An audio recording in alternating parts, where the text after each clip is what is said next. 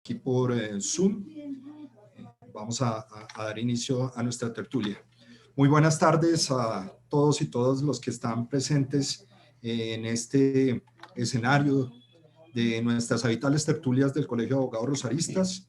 Ya en esta oportunidad pues tenemos hemos hecho una invitación para que nos acompañaran el día de hoy a una tertulia muy interesante desde el punto de vista de los temas que son relativos a las actividades reguladas y cómo coexisten tanto funciones administrativas como judiciales frente a ese ejercicio ilegal que se puede o que se da en los escenarios de las actividades reguladas. Y para ese efecto, pues hemos traído para ustedes esta tertulia con la participación, por supuesto, de expertos en la materia, no solamente desde el punto de vista del derecho de la competencia y que están inmersos en este campo, sino también desde la perspectiva del derecho constitucional, del derecho comercial, en donde hemos traído para ustedes pues varios de estos invitados. Por supuesto, nuestro coordinador, el doctor Carlos Andrés Perilla Castro, quien ha estado a cargo de esta organización, de esta tertulia, una persona que es experta en la materia y que por supuesto nos honra tenerlo acá. Doctor Carlos Perilla, muchas gracias por su colaboración para con el Colegio de Abogados Rosaristas y sobre todo para la comunidad jurídica en general. Un saludo especial para nuestros colegiados, los miembros del Colegio de Abogados Rosaristas y las personas que nos acompañan desde todo el país y por fuera del país también en esta tertulia.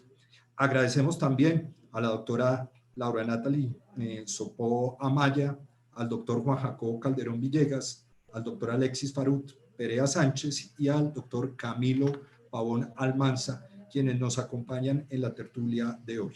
Durante este espacio vamos a tener la oportunidad de que ustedes puedan transmitir sus preguntas en el chat. Vamos a recoger las preguntas, nuestro moderador va a transmitirlas a cada uno de nuestros panelistas con el fin de que podamos hacer dinámica esta tertulia. Durante este año hemos realizado múltiples tertulias en distintas materias. Ese es nuestro objetivo en el Colegio de Abogados Rosaristas, tener distintas perspectivas de distintos temas y de distintas áreas del derecho. Y hemos tenido también la oportunidad, a pesar de las dificultades de la pandemia, de traer a ustedes en este escenario tertulias también lúdicas que complementen un poco la parte jurídica y nos ayuden también desde nuestros respectivos puntos y por estas conexiones virtuales a hacer un poco más amables nuestras estadías frente a las pantallas. Y también queremos invitarlos a que nos sigan en nuestros eventos. Vamos a tener en próximos días, iniciando el mes de diciembre, un curso de Derecho Internacional al cual ustedes están cordialmente invitados, invitadas para que se puedan inscribir. Va a ser una jornada de lunes, martes, miércoles, la primera semana de diciembre y terminando jueves y viernes, los primeros 3 días media jornada, los 2 últimos días jornada completa, en una visión del derecho internacional, una semana con expertos de materia de derecho internacional, en esta oportunidad con la Academia Colombiana de Derecho Internacional, quien ha venido promoviendo este tema conjuntamente con el Colegio de Abogados Rosaristas. Así que si ustedes gustan inscribirse, en nuestras redes sociales están las invitaciones para que ustedes lo puedan hacer. Igualmente vamos a tener algunos homenajes a profesores importantes de gran relevancia para el Colegio de Abogados Rosaristas. A uno de sus miembros fundadores, el doctor Luis Enrique Nieto. Tendremos la oportunidad de mitad de diciembre de estar haciendo un homenaje en su nombre, y también del doctor Marco Gerardo Monroy Cabra, una persona que fue muy cercana al Colegio de Abogados Rosaristas, a la comunidad jurídica del país. Vamos a tener un homenaje a propósito del aniversario de muerte el próximo 18 de diciembre, para que también nos acompañen en ese homenaje que le hace el Colegio de Abogados Rosaristas a los grandes juristas que han pasado por acá, por el Colegio de Abogados, y que les debemos, por supuesto, un agradecimiento enorme. Y el 4 de diciembre tendremos el Día de la Mujer del Colegio de Abogados Rosaristas, la participación de nuestras expresidentes, nuestras colegiadas, nuestras directoras ejecutivas y toda la comunidad del Colegio de Abogados Rosaristas, que vamos a hacer un evento justo para hacer ese homenaje a nuestras mujeres del Colegio de Abogados Rosaristas. No se diga más, no voy a quitarles más tiempo, solamente hacerles esas invitaciones y darle la palabra al doctor Carlos Perilla para que nos pueda introducir el tema y adicionalmente conceder la palabra a nuestros conferencistas, a quienes nuevamente agradecemos. Doctor Carlos Perilla, bienvenido y como siempre un agradecimiento para usted por su interés y por su colaboración y trabajo en esta coordinación. Bueno, muy buenas tardes para todos. Muchas gracias, Francisco, por esta oportunidad de venir a analizar unos temas aquí en el Colegio de Abogados Rosaristas.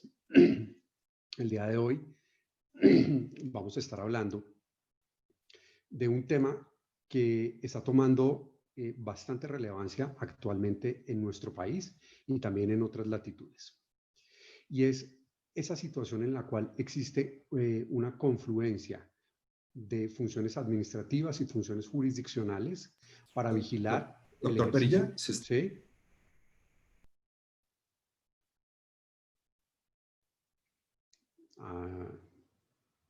Francisco, ¿me estaba hablando? Sí, señor. Tal vez hay un pequeño problema en la conexión o es la mía, no sé, pero adelante, adelante, doctor Perilla. Bueno, entonces, para analizar esa confluencia que puede darse entre funciones administrativas y judiciales en la vigilancia del ejercicio de actividades reguladas. Con la intervención del Estado en la economía, uno de los fenómenos más importantes que se puede presentar es el de la regulación económica. El Estado introduce reglas específicas para el ejercicio de una determinada actividad. Reglas que son particulares para una actividad específica. Es decir, no se trata de reglas genéricas, sino de reglas detalladas que siguen muy de cerca el desarrollo de una determinada actividad económica, dirigida a obtener unos determinados resultados. Esa regulación económica puede tener diversos grados de intensidad. Tenemos algunos sectores regulados en los cuales, por ejemplo, hay una regulación muy fuerte y hay unas verdaderas barreras a la entrada, mientras que otras actividades permiten el ejercicio por parte de cualquier persona, siempre y cuando cumpla con unas normas particulares. Una característica que suele darse, no siempre, pero muchas veces se da, es la existencia de una autoridad de supervisión, que es quien verifica el cumplimiento de los requisitos establecidos por la regulación. Y entonces muchas veces es ese supervisor quien está a cargo de reprimir con base en una actuación administrativa el ejercicio ilegal de la actividad. Por otro lado, desde siempre se ha conocido la función judicial estatal, una función que tradicionalmente ha sido vista como la decisión de un conflicto entre dos categorías opuestas o categorías enfrentadas de sujetos. Tradicionalmente se veía la función judicial como la decisión de un conflicto entre sujetos, cada uno de los cuales era titular de una porción de ese conflicto, con base en un criterio específico de legitimación. Sin embargo, recientemente hemos visto cómo problemas de gran trascendencia en el ejercicio de actividades reguladas están siendo decididos a través de los parámetros y de los mecanismos propios de la función judicial. Esta situación, entonces, pues genera múltiples preguntas. ¿Cuáles son los límites propios de la función judicial? ¿Cuál autoridad, la judicial o la administrativa, está mejor equipada para resolver un problema de naturaleza económica, especializado y que trasciende a toda la sociedad? ¿Cuáles son los límites que tendría un juez frente a una situación específica de un ejercicio ilegal, de una actividad regulada? Para discutir este tema, entonces hoy tenemos 4 grandes conferencistas que nos van a estar acompañando. En un primer lugar nos va a estar acompañando el doctor Camilo Pavón, quien es actualmente el superintendente de transporte y nos va a exponer cuáles son las funciones que tiene la superintendencia de transporte en un sector tan importante y que pues últimamente ha estado ejerciendo unas funciones de gran relevancia como es el transporte. Posteriormente, la visión administrativa nos las va a complementar Laura Natalie Sopó, quien va a estar hablando sobre la actividad estatal, tanto administrativa como judicial, en el sector de las comunicaciones. Con estas dos conferencias, entonces, rápidamente veremos la perspectiva administrativa y después vamos a pasar a la perspectiva judicial, con un tema específico que va a ser tratado por Alexis Perea sobre la acción de competencia desleal por violación de normas, que es como el mecanismo que actualmente se está utilizando para que los jueces de forma específica verifiquen el cumplimiento de las normas regulatorias. Y finalmente tendremos en esta primera sección al doctor Juan Jacobo Calderón, quien nos va a estar dando la visión constitucional de los conceptos de función administrativa y función judicial. Empezamos entonces con el doctor Camilo Pavón, a quien le doy la bienvenida. Camilo Pavón es abogado de la Universidad Externado de Colombia. Es especialista en Derecho Constitucional de la misma Casa de Estudios y especialista en Gestión Pública e Instituciones Administrativas de la Universidad de los Andes. Tiene amplia experiencia en oficinas de abogados, estuvo trabajando con la ANI y actualmente es superintendente de transporte. Entonces le damos la bienvenida al doctor Camilo Pavón. Bienvenido. Doctor Carlos, nuevamente un gusto saludarlo y mil gracias por la invitación. Un muy cordial saludo al Colegio de Abogados Rosaristas, al doctor Calderón, a la doctora Laura Natalie Sopó, al doctor Perea, y pues muy especialmente a usted, doctor Carlos, por este espacio. La pregunta principal que quisiera abordar es cómo existe en ese esquema constitucional que usted muy bien ha explicado de la intervención del Estado en algunos mercados, por qué sí y por qué no existe un supervisor, y cuando existe un supervisor, ¿eso qué significa para efectos del enforcement, de la aplicación de la normatividad legal? Entonces, lo primero que quisiera rescatar es que en efecto no todos los sectores tienen una policía administrativa económica, solo algunos sectores. ¿Y cuáles? Pues aquellos en donde el legislador ha entendido que hay algún riesgo, entre otras, con el ejercicio ilegal de la actividad, porque puede, por ejemplo, generar una afectación en la satisfacción de necesidades básicas, como cuando hay un servicio público involucrado. Por eso tenemos la Superintendencia de Servicios Públicos, tenemos la Superintendencia de Salud, tenemos la Superintendencia de Transporte, que de por medio tienen un servicio público esencial. O cuando encuentra el legislador que hay un riesgo, por ejemplo, para la vida de las personas, que pueda generar la actividad ilegal unos problemas para la integridad de los ciudadanos. Y en esos casos, lo que el Consejo de Estado ha identificado es que el legislador adopta, en palabras del Consejo de Estado, un modelo de supervisión dual. ¿Qué es un modelo de supervisión dual? Como lo explica el Consejo de Estado, pues tiene, de un lado, la Autoridad de Policía Administrativa Económica, que tiene unas funciones de proteger el orden público económico, defender de manera general esos intereses que el legislador ha considerado valiosos.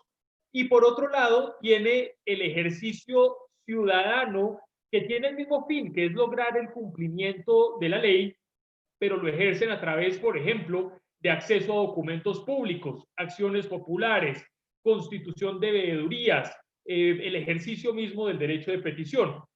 Ese esquema de supervisión dual, pues de nuevo no existe en todos los sectores. Donde no hay policía administrativa, el enforcement básicamente se limita a lo segundo, y no existe este esquema donde además interviene el Estado. Donde sí existe una policía administrativa económica, pues el Consejo de Estado ha hecho una partición en 3 niveles de qué es la policía administrativa, comenzando por el poder de policía, que es el que genera reglas generales para el mercado, como por ejemplo cuando una superintendencia emite instrucciones y reglas para el ejercicio de una actividad. la función de policía, que es resolver casos particulares, ¿cierto? Donde a propósito de una denuncia se investiga, por ejemplo, una empresa y se concluye que hay un ejercicio ilegal de una actividad y se imponen las respectivas sanciones o castigos. Y en un tercer nivel, la actividad de policía. Y esa actividad de policía es lo operativo, lo que ya materialmente implica la ejecución de las decisiones de la función de policía. Por ejemplo, en nuestro caso, en la superintendencia, ordeno inmovilizar un vehículo. Pues es la Policía Nacional quien ejerce materialmente esa función, esa actividad de policía, usando los términos que explica el Consejo de Estado. En ese marco teórico, entonces le cuento qué hace la Superintendencia de Transporte, particularmente, que es donde estoy actualmente. Y nosotros, ahí hay una parte que le escuché que me parece que es muy valiosa, pero para efectos de la discusión académica voy a disentir, porque realmente el rol de las superintendencias no es generar represión por el incumplimiento de la ley. Hay algunas personas que en nuestro país hay muy poco realmente escrito en relación con las funciones de supervisión. Uno de los escritos lo generó hace muchos años Claudia Jiménez, que trabajó mucho tiempo en la CIF y tiene alguna cercanía con estas actividades. Y Claudia lo que distinguía en sus artículos era una función en cabeza de las superintendencias pedagógica, de acompañamiento, y casi que subsidiariamente, ahí sí, la función correctiva, la función ahí sí represiva. En la primera, que es de formalización, de acompañamiento a las personas que están participando en el mercado, tiene una lógica muy interesante. Y es que ustedes, doctor Carlos, que trabaja muy de cerca con empresarios, con la academia, pues realmente para un empresario cumplir todas las disposiciones que existen en nuestro país, tiene que hacer un gran esfuerzo porque tiene que cumplir las leyes sectoriales, las leyes tributarias, las leyes laborales, una gran cantidad, las leyes de protección del consumidor, una gran cantidad de cuerpos normativos. Y entendiendo eso, y sin alejarnos de la presunción de que se conoce la ley una vez ha sido promulgada, sin alejarnos de esa presunción, pues esa función pedagógica lo que procura es lograr el objetivo de generar mayor cumplimiento de la ley.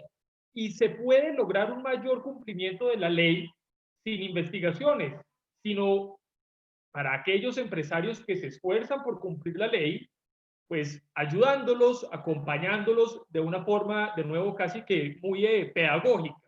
Le doy algunos ejemplos. En la superintendencia, no solo en la nuestra, sino en varias, digamos, pero le hablo de la nuestra, se han emitido guías explicándole a nuestros vigilados cómo se cumple la ley. Se han generado visitas preventivas. Nosotros antes de la pandemia íbamos 2 o 3 días a una empresa. Llegábamos con un grupo de 3 o 4 profesionales y a una empresa, vamos a decir, de transporte de carga. Y a esa empresa le hacíamos casi que un due diligence y le dejábamos hallazgos y le decíamos, mire, usted tiene todo esto mal. Le damos la opción de que usted tome sus propios correctivos, porque es posible que no se hubiera dado cuenta de estas irregularidades. Corríjalo.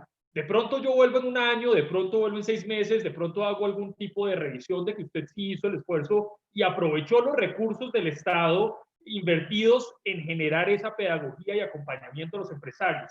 Y esas auditorías fueron muy bien recibidas por el sector de transporte de carga. Hicimos bastantes en donde los empresarios realmente mostraron una actitud receptiva cuando llegaba la visita de la superintendencia desde la Dirección de Prevención y Promoción. Creo que somos de las pocas, si no la única superintendencia que tiene dividida la cara de prevención y promoción y la cara de investigaciones. Cada una de las 4 delegaturas que tiene esta superintendencia tiene 2 direcciones, una de prevención y promoción y la otra de investigaciones. O sea que literalmente tenemos unos recursos que están solo destinados a generar cumplimiento vía prevención y promoción.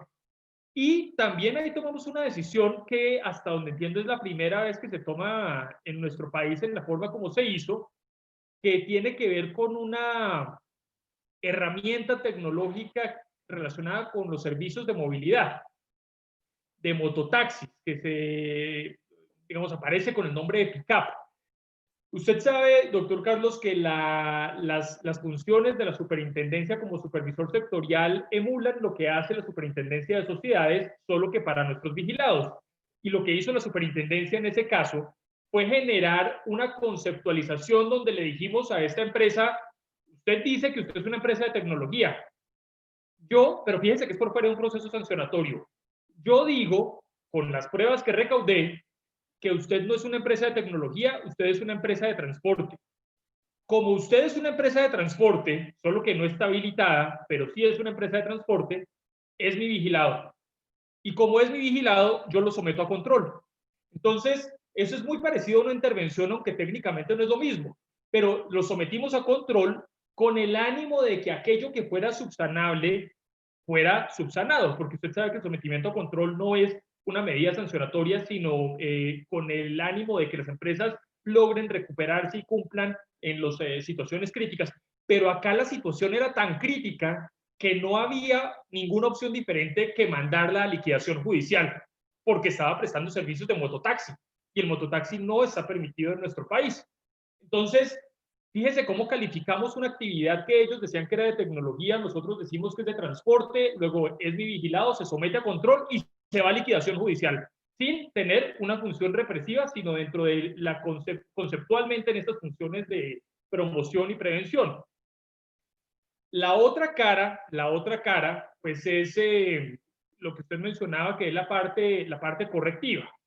Y en esa parte correctiva, lo que hace la superintendencia, en efecto, es proteger esos bienes o esos bienes jurídicos que el legislador consideró que eran valiosos, que se debían proteger en el sector, comenzando por el hecho de que el transporte es una actividad peligrosa, que es una calificación legal de hace más de 100 años en nuestro país y en otras jurisdicciones. Entonces, el ejercicio ilegal de la actividad transportadora literalmente incrementa el riesgo de muerte de las personas que van como pasajeros y de los demás usuarios de la vía, que pueden ser arrollados por un conductor que no tenga experiencia, que no tenga licencia, que no haya demostrado su destreza para conducir. Entonces, en ese escenario, la función correctiva también tendría la capacidad de generar sanciones no solo para el que directamente viola la norma, sino para otro conjunto de personas que, de acuerdo con el Estatuto de Transporte, pueden ser sujetos pasivos de nuestras funciones, como son todos aquellos que faciliten la violación de normas. Esto es muy parecido a los verbos que se utilizan, por ejemplo, en el régimen de competencia y en el régimen de consumidor, que utilizan verbos de facilitar, tolerar. Pues en el régimen de transporte también hay una conducta sancionable que es facilitar la violación de normas. Entonces, si usted encuentra, así lo han hecho en el pasado, digamos, las multas que se le han impuesto a Uber, a Cabify y a otras empresas en el pasado, no estoy hablando de los casos que están en curso, sino en el pasado, ha sido bajo el entendimiento de que aun cuando la superintendencia entienda que no hay una violación directa, si hay un facilitador de la violación de las normas sectoriales, pues se está generando un riesgo para la comunidad. Luego la superintendencia está llamada a ejercer ese poder correctivo. Y cierro con esta referencia, y es que nosotros no entendemos en el modelo de supervisión dual que explica el Consejo de Estado, no entendemos que las dos caras de ese esquema sean excluyentes. Hay acciones de tutela que terminan, por ejemplo, generando consecuencias respecto de la relación laboral de alguna de estas empresas con sus socios o lo que fuera, como se llame según la empresa. Hay acciones populares que están en curso. Entonces, realmente no son excluyentes, tienen una misma finalidad, que es proteger unos intereses jurídicos que el legislador consideró valiosos, y no hay tampoco una prejudicialidad, ¿no? Entonces, así es como en la superintendencia entendemos que ejercemos nuestras funciones, aclarando, claro, que no la ejercemos solo sobre transporte, sino también sobre toda la infraestructura y las demás autoridades de transporte, todos los alcaldes, secretarios de movilidad, etcétera, pues también son supervisados nuestros, con el objeto de que todos estemos alineados hacia la misma finalidad, que es generar un mayor cumplimiento de la ley. Y por ejemplo, ahí tenemos investigados 4 secretarías en Pasto, Cartagena, Bucaramanga y Cali de la administración anterior, que al parecer omitieron su función de controlar el transporte ilegal. Y de hecho parece que algunos eventualmente habrían ganado votos prometiendo no controlar el transporte ilegal. Estoy hablando de la administración anterior, no de la actual. Entonces, claro, esto genera también en cabeza de la nación una función de supervisión sobre los entes territoriales, en este caso de estas autoridades, para corregir ese curso y generar un mayor cumplimiento de la ley también a nivel territorial. Eso sería una presentación muy general, doctor Carlos, de cómo vemos la función administrativa en este esquema de supervisión dual. Bueno, muchas gracias, doctor Camilo. Realmente una exposición muy buena. Y le comento, muchos de los temas que usted explicó ahorita, en particular de las funciones de las superintendencias, no eran tan conocidos para mí, de las funciones que tiene la superintendencia de transporte. No sé si podemos volver un momentico con el doctor Camilo, que me gustaría hacerle una pregunta muy particular, muy puntual. Y es, usted hablaba de las funciones preventivas. Que es realmente algo que pues, a mí me parece muy útil y muy bueno. Y le pregunto, ¿qué sucede, por ejemplo, si la Superintendencia de Transporte realiza una visita a una entidad vigilada y encuentra que hay unos temas que tienen que mejorar? Y resulta que esos mismos temas que tienen que mejorar intentan ser exigidos a través de un juez. Por ejemplo, podría la empresa decir, no, disculpe, es que yo estoy en este momento ante un proceso, aquí ya vino la Superintendencia de Transporte, yo tengo este cúmulo de recomendaciones y estoy tratando de ponerme al día. Entonces, señor juez, por favor, interrumpa su actuación judicial porque yo ya estoy ante la autoridad sectorial.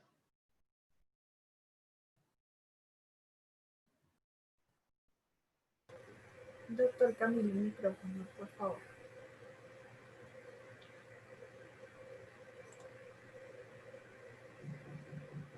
Doctor Camilo, estamos con el micrófono apagado.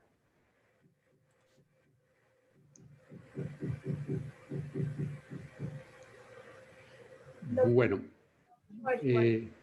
mientras se recupera la conexión con Camilo, entonces vamos a ir con Laura Natalie Sopó. Laura Natalie es abogada de la Universidad Externado de Colombia, realizó una especialización en Business Law en el London College y tiene una amplia experiencia en superintendencias, por lo tanto su función, su experiencia va a ser muy útil. Ella ha trabajado en la Superintendencia de Sociedades, en la Superintendencia también de Industria y Comercio, y recientemente estuvo vinculada como gerente de defensa jurídica de la ETB. Así que tiene una amplia experiencia y conocimiento de estos temas. Entonces, Natalie, por favor, tu exposición. Vale. Muy buenas tardes a todos y en primer lugar pues agradecerle al Colegio de Abogados Rosaristas por generar estos espacios de tertulia y mantenernos como en esta actividad académica que siempre nos contribuye en todos nuestros aspectos profesionales, y por supuesto al doctor Carlos Perilla por haber convocado y tener estas iniciativas, y pues a los conferencistas que me acompañan, el doctor Camilo, el doctor Juan Jacobo y el doctor Alex Perilla. El Alex también. Entonces, muchísimas gracias. Y bueno, siguiendo un poco en esta línea de esta coexistencia de las funciones judiciales y administrativas, que como muy bien el doctor Camilo ya lo mencionaba, hay sectores que pues igual han dado, se han considerado de diferente manera en la necesidad de intervención, regulación de agencias de supervisión, y no en todos pues se da toda esta confluencia inclusive de autoridades. En el sector de comunicaciones, siendo obviamente pues todo un servicio público y ahora con la actualidad en su declaratoria de servicio esencial, confluyen varias autoridades que diferentes frentes administrativos y judiciales pueden estar llegando a entrar a regular o intervenir ante una actividad ilegal que sea regulada.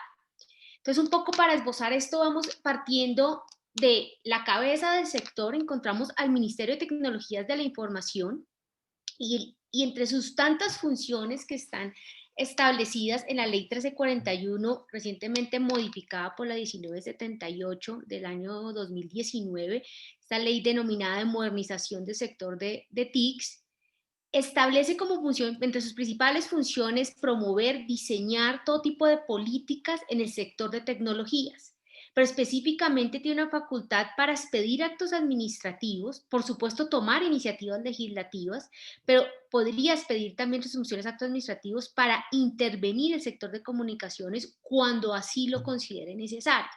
Y en la historia se ha visto la necesidad que el ministerio lo ha entrado a regular, en algún momento inclusive llamadas internacionales, cuando no estaba tanto el desarrollo de Internet, se dieran ciertas medidas a través de actos administrativos por parte del ministerio.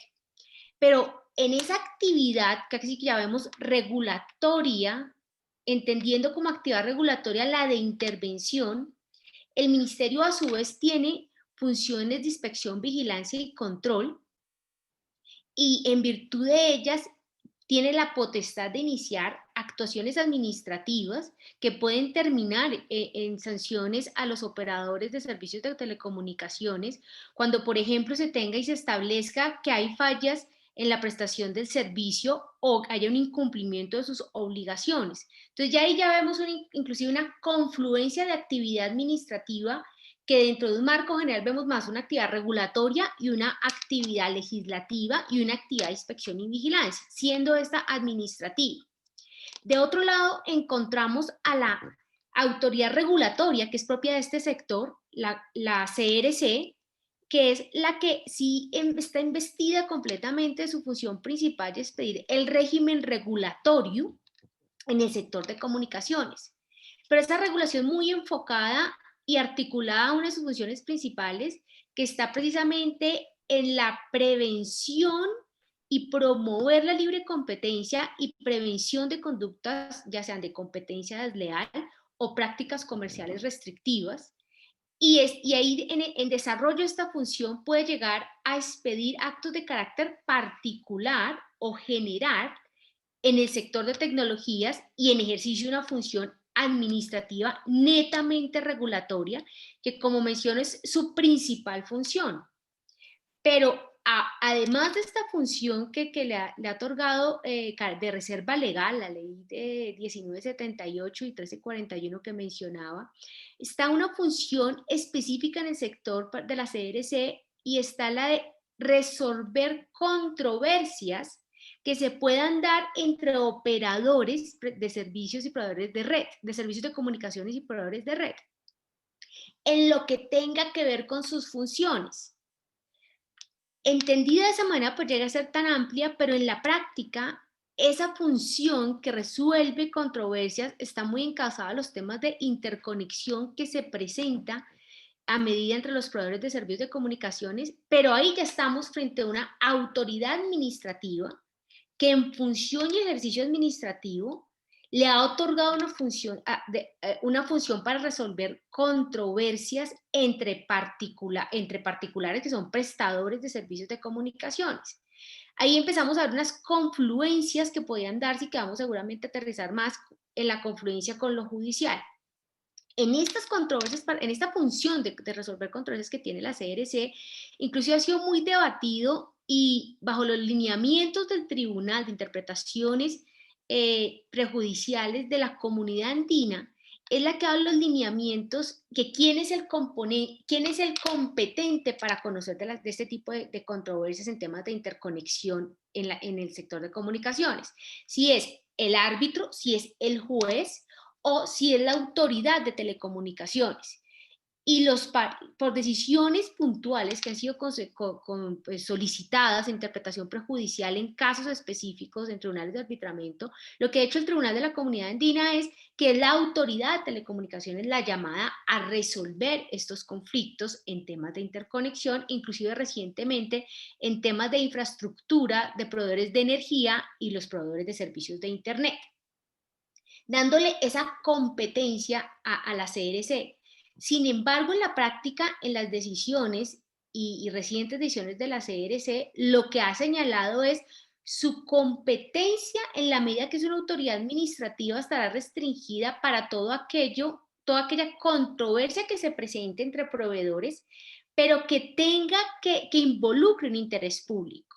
Porque ya lo que tiene que involucrar un interés privado o un interés particular tendrá que ser resuelto por el juez del contrato, entendiendo por juez del contrato una autoridad judicial, ya sea de la rama ordinaria, o que haya una cláusula compromisoria y en consecuencia deba ser debatido ante un tribunal de arbitramiento.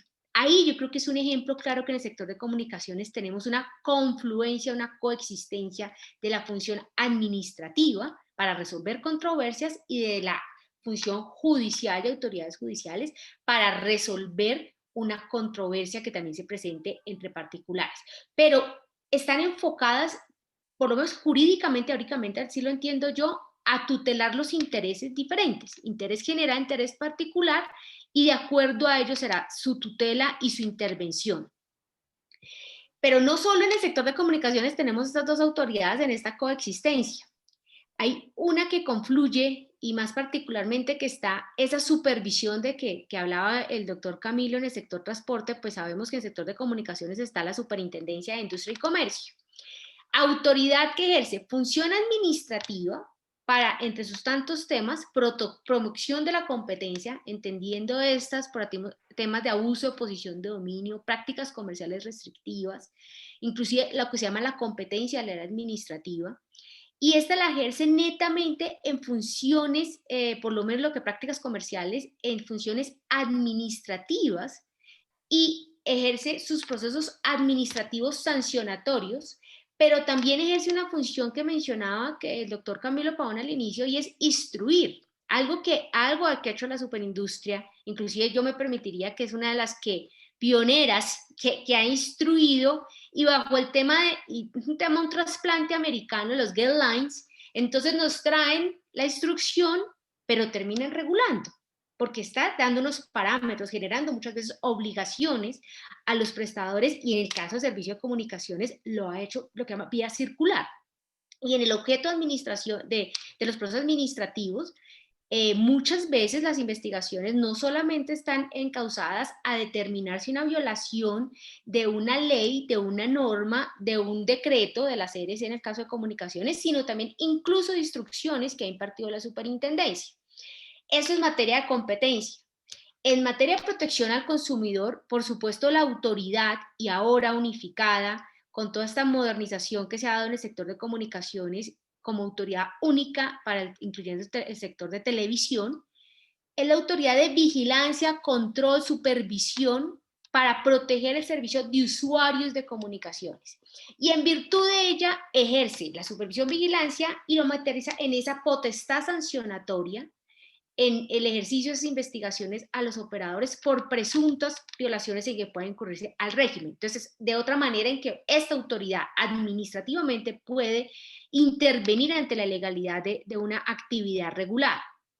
Pero en estas funciones, con el tema de consumidor, que está la ley 1480 del 2011, nuestro estatuto del consumidor, hay unas funciones que le permiten a la superintendencia aplicar e intervenir medidas, ya sea previo a iniciar la investigación o concluyendo la investigación, que las medidas preventivas, no las denomina medidas cautelares, por lo menos en materia de consumidor. En materia de prácticas comerciales restrictivas sí tiene la facultad expresa de medida cautelar, pero la medida preventiva ante medida de consumo no es otra cosa que una medida cautelar que toma de manera preventiva antes de iniciar o durante la investigación administrativa, y tiene la potestad de ordenar el cese de una actividad que presuntamente está siendo ilegal en el mercado. Puede suspenderla. Las más comunes que hemos conocido, inclusive recientemente, son actos de presunta publicidad engañosa por los operadores. Entonces, toma la decisión de ordenar el cese, de que se siga divulgando esa publicidad sin ni siquiera haber sido juzgada o ni siquiera se ha llevado una investigación, sino como una manera preventiva, esto bajo el marco de la previsión del interés general. Pero no solo, como lo digo, de manera preventiva al inicio de la investigación, sino incluso al terminar una investigación que puede terminar imponiendo una sanción. También la superindustria tiene la facultad de ordenar y adoptar medidas correctivas. Con estas frases de adoptar medidas y demás, ha llevado que inclusive en temas de comunicaciones se le ordene la devolución, ajustes de facturas o devolución de dineros a usuarios de comunicaciones, a pesar de que en principio pueden ser investigaciones que se están adelantando para proteger interés particular.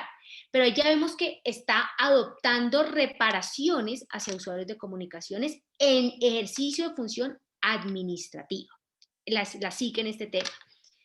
Pero como también sabemos, la SIC tiene una función más extraordinaria, por decirlo de esta manera, que ejerce función jurisdiccional, que es excepcional para ciertas autoridades administrativas, y la SIC es una de esas autoridades administrativas que lo tiene.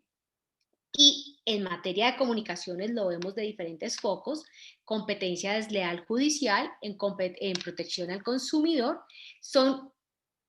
Ahí confluye, no solo está confluyendo actividad administrativa y actividad judicial, sino que confluyen bajo una misma autoridad, teniendo que esta función judicial inclusive frente al sector de comunicaciones no solamente va a estar frente a la SIC, sino que también puede estar frente a un juez de la rama ordinaria, porque las facultades jurisdiccionales que tienen las superintendencias, no olvidemos que son de carácter preventivo. ¿Qué quiere decir eso?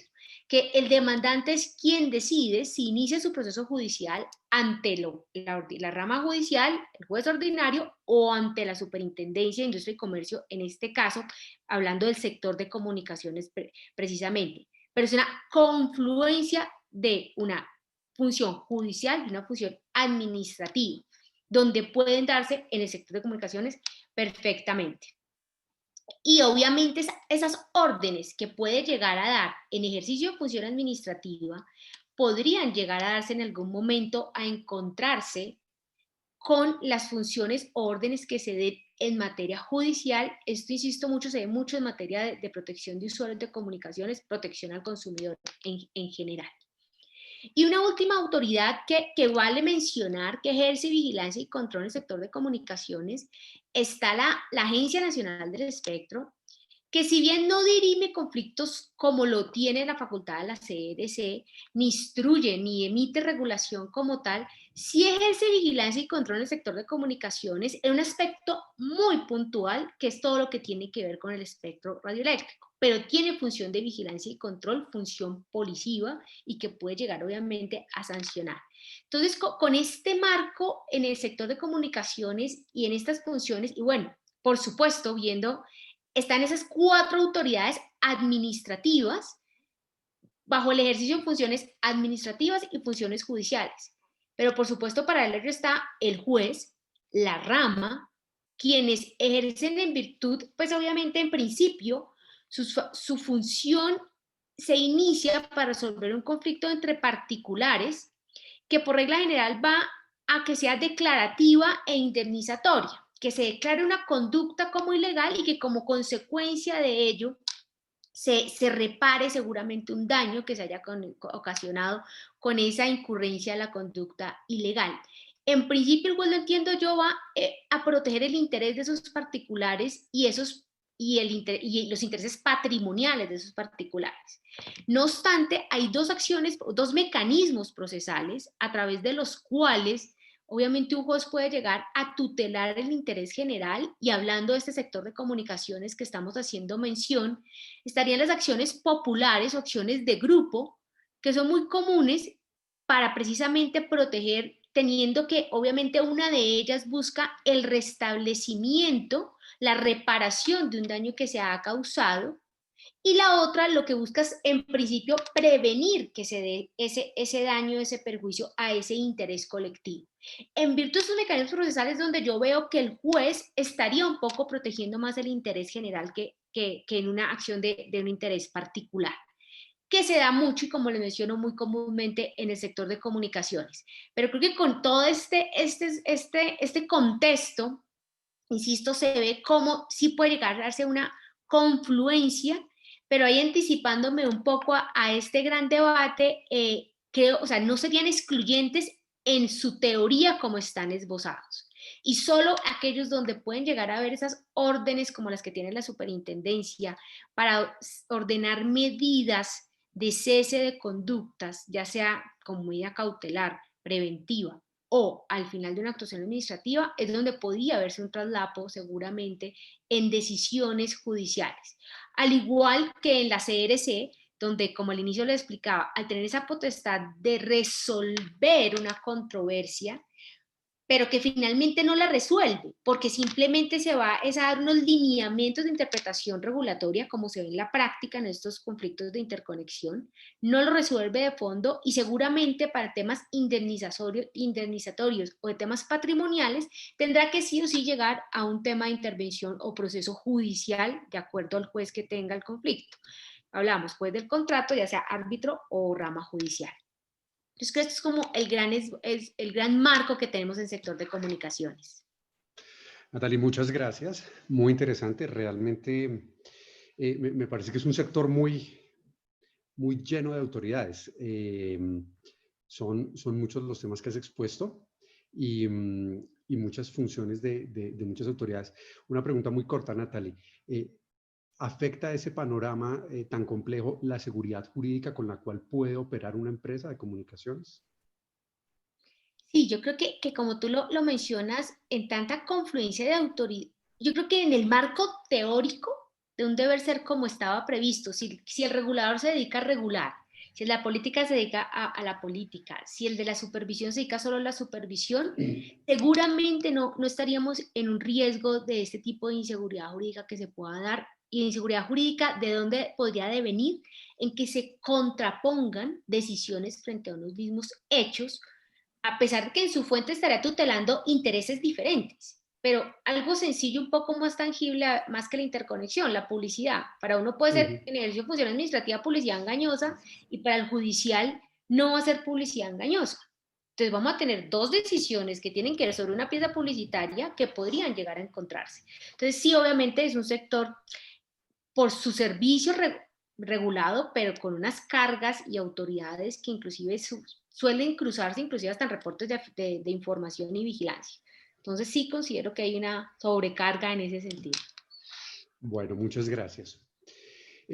Pasamos entonces ahora a la exposición de Alexis Perea, quien nos va a hablar sobre una forma específica en la cual el juez puede intervenir en el cumplimiento de la regulación, que es la acción por competencia desleal por violación de normas. Alexis Perea es abogado de la Universidad Tecnológica del Chocó, es especialista en Derecho del Mercado de Capitales y en Regulación de Servicios Públicos, y realizó una maestría en Derecho Económico en la Universidad Javeriana.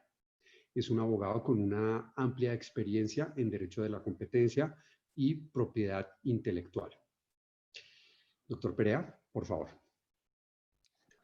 Muy buenas noches, muy buenas tardes a todos los presentes. En especial un agradecimiento al doctor Francisco Luis Boada por esta invitación y al doctor Carlos Perilla por la gentil convocatoria que me hizo.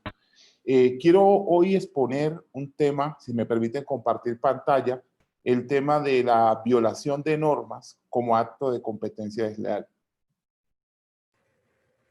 Sí, señor. Adelante. Perfecto. Entonces, en el marco de lo que es hoy esta tertulia sobre la coexistencia de las funciones administrativas y judiciales frente al ejercicio ilegal de las actividades, sin lugar a dudas, uno de los actos o uno de los aspectos más importantes es cómo mira la ley de competencia desleal este tipo de actos. Y para ello me voy a referir específicamente y muy rápidamente a 3 temas, que es la violación de normas en la ley de competencia desleal, específicamente centrándome en lo que son los requisitos para su tipificación y algunos aspectos polémicos, la participación de las entidades de regulación o supervisión sectorial en este tipo de procesos, y finalmente lo que es el valor probatorio del concepto de la autoridad de vigilancia o control en este tipo de procesos. Y para esto debemos partir por un hecho fundamental, y es que el artículo 18 de la Ley 256 del año 1996 indica directamente que se considera desleal la efectiva realización en el mercado de una ventaja competitiva adquirida frente a los competidores mediante la infracción de una norma jurídica, adicionando además que la ventaja ha de ser significativa. Y sobre esto, la jurisprudencia, tanto la jurisprudencia menor de la Superintendencia de Industria y Comercio, como la jurisprudencia del Tribunal Superior de Bogotá y la propia jurisprudencia de la Corte Suprema de Justicia, han referido que para que se tipifique esta conducta, se requieren que confluyan 3 elementos fundamentales. El primero es que existe una violación de una norma distinta a la de la Ley 256. Y sobre este primer punto es importante señalar que no es cualquier norma la que debe violarse para efectos de que se pueda presentar o se pueda tipificar la conducta de violación de normas como acto de competencia desleal. Esta norma, en resumidas cuentas, debe ser una norma reguladora del mercado, una norma que específicamente señale la forma como deben actuar de conformidad con la ley los participantes de un mercado. En segundo lugar, no basta con que solo haya una violación de una norma jurídica, sino que además esa violación de esa norma jurídica debe tener una ventaja competitiva significativa, una ventaja competitiva, entendiendo como aquella situación en la cual, como consecuencia de la violación de esa norma, el competidor obtiene un determinado provecho, el competidor, o digámosle específicamente el sujeto pasivo de la demanda, el demandado, obtuvo un determinado provecho en el proceso.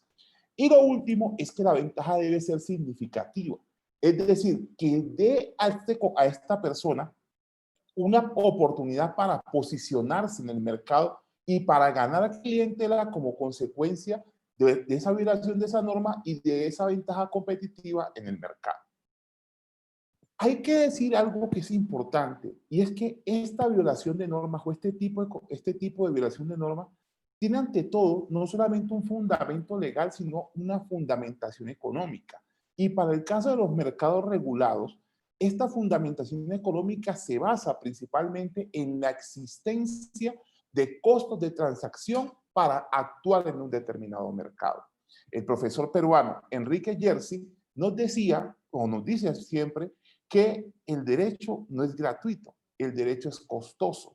Y ese costo significa toda la cantidad de actuaciones que yo debo realizar para poder desarrollar un determinado contrato, para poder actuar en un determinado mercado. En términos del muy reconocido profesor y economista, en términos económicos, podemos reseñar que se trata específicamente de aquellos costos en los que yo debo incurrir para poder actuar. Pero además, este tipo tiene como consecuencia que nosotros vamos a evitar conductas oportunistas, es decir, que mientras alguien tiene que cumplir con la norma, otras personas no cumplen. Al final del día, lo que busca este tipo es que haya igualdad de oportunidades, igualdad en la competencia. Ahora, este tipo de competencia nos ha señalado específicamente que existen tres elementos bastante polémicos. El primero, la pregunta primera ¿es necesario para que se pueda fallar uno de estos casos, obtener una declaración previa de la violación de la norma por parte de la autoridad sectorial? Esto fue un debate muy álgido, sobre todo a principios de los años 2000 y en la década del año 2010, llegándose a la conclusión de que no es necesaria, que haya una prejudicialidad, como nos lo enseñaba el doctor Camilo, para efectos de poder declarar la violación de una norma y como consecuencia el acto de competencia desleal. Sobre esto, es importante decir que la evaluación de la violación o no de la norma es de carácter judicial y en todo caso, si se solicita algún tipo de concepto a la entidad sectorial, dicho concepto no es vinculante, así como tampoco es vinculante la definición judicial en materia administrativa.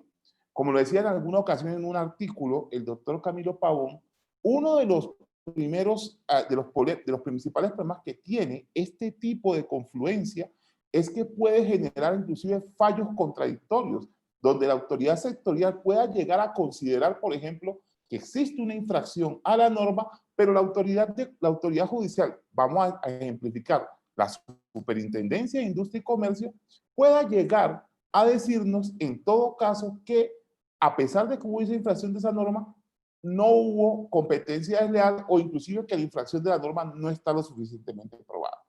Lo segundo, uno de los aspectos más problemáticos que encontramos en esta materia tiene que ver con una tendencia que existe en la doctrina de señalar que este tipo solo puede ser demandado por los competidores. Y sobre esto hay que señalar varios puntos. El primer punto es que, desde mi punto de vista y respetando, por supuesto, las opiniones contrarias, llegar a concluir que solamente puede demandar aquella persona que ha cumplido con la norma, pero que además es un competidor, y puede demandar solamente a otro competidor, significa desconocer lo que es el espíritu y los textos de los artículos de la propia legislación colombiana, de la propia ley 256.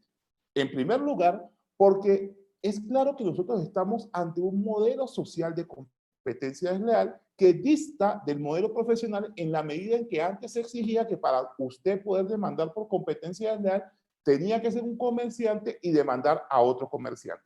Situación que a partir de la ley 256 cambió y encontramos hoy, por ejemplo, que la ley específicamente dice que la aplicación de la ley de competencia desleal no está sujeta a la existencia de una relación de competencia.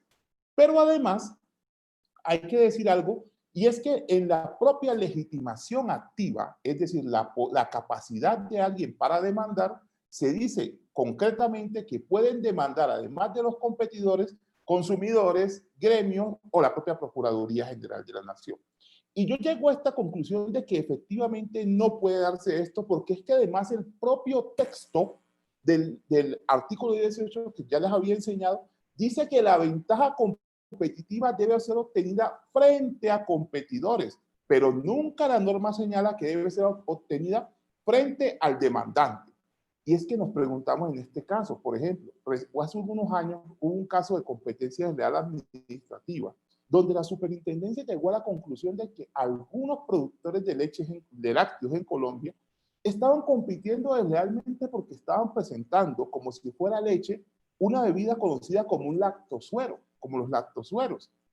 Me pregunto en este caso, frente a esta situación, ¿no hubiera podido la Procuraduría General de la Nación, teniendo en cuenta que se trataba de un hecho que no solamente afectaba a una empresa o a un grupo de consumidores, sino a la comunidad en general, no hubiera podido presentar una demanda de competencia desleal, teniendo en cuenta lo que establece el artículo 21 de la ley 256? Definitivamente sí. Y creo que hay un tercer aspecto bastante polémico, y es el aspecto de, bueno, ¿y de qué depende que una ventaja competitiva sea significativa? Y yo he llegado a una conclusión por mi experiencia en el litigio, y es que depende del sector y depende del caso concreto. Porque lo que para un sector puede ser una ventaja competitiva significativa, en otro sector puede no serlo de la misma forma.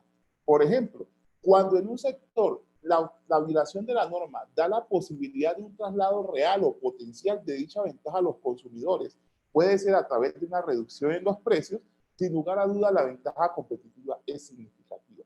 Pero en algunas ocasiones las violaciones de ciertas normas no dan lugar a que haya efectivamente un traslado de esa ventaja a los consumidores, o efectivamente no se da ese traslado de esa ventaja.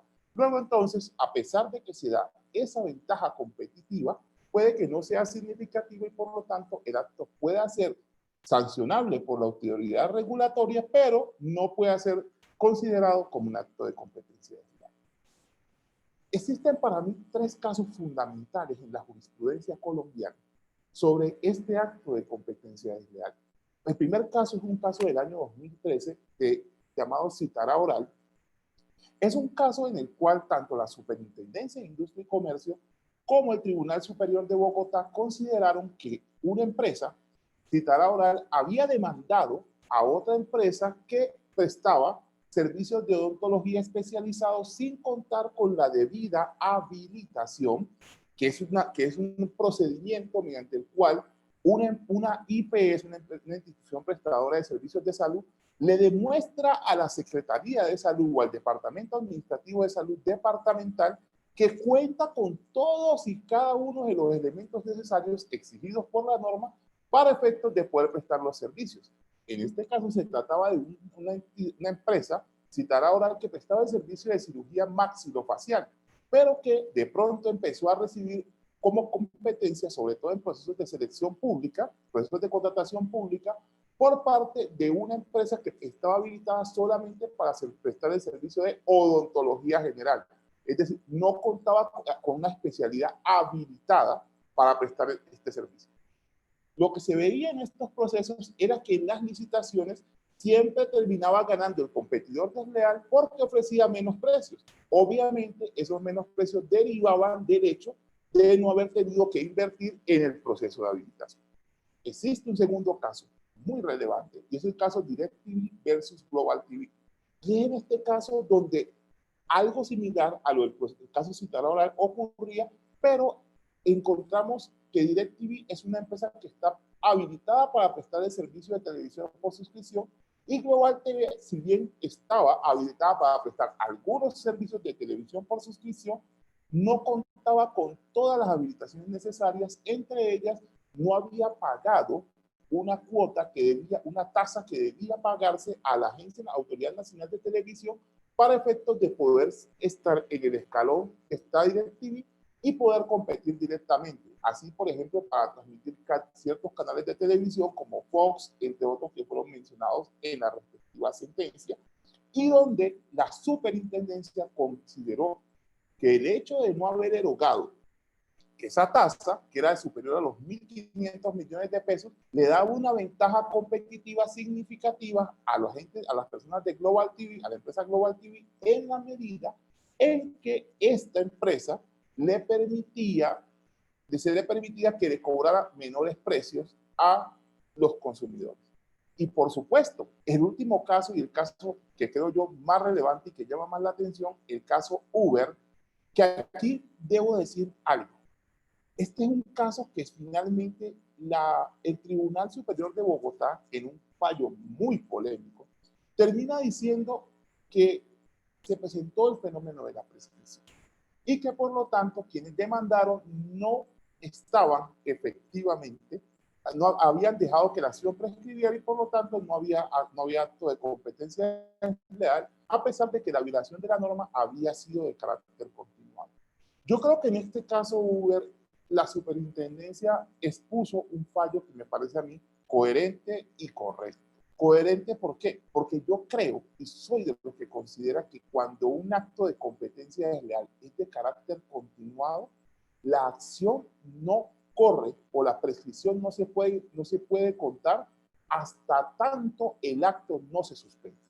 Lo segundo es que yo creo que hay sectores, a pesar de que hoy hablamos de una economía colaborativa, que están regulados y que por tanto la regulación, al ser costosa, debe ser cumplida por todas aquellas personas que se encuentren inmersas en el mercado. Seguramente apreciaciones como hablar de que en estos casos se da una competencia desleal puede ser impopular. Mas, sin embargo, yo creo que el derecho de la competencia, antes de ser competencia, sigue siendo derecho y por lo tanto debe respetarse el ordenamiento jurídico.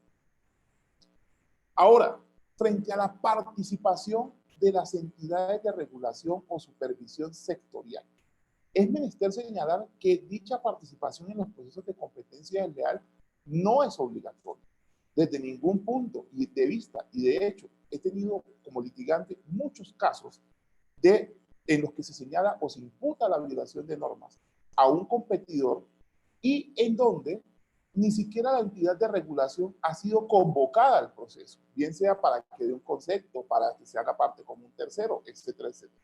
Ahora, hay casos en los que sí se pide, sobre todo cuando la norma es muy especializada o corresponde a un sector muy especializado, corre la norma. En estos casos se pide un concepto de entidad regulatoria y finalmente hay que decir que en estos casos la entidad también podría bien hacerse un tercero, como un tercero.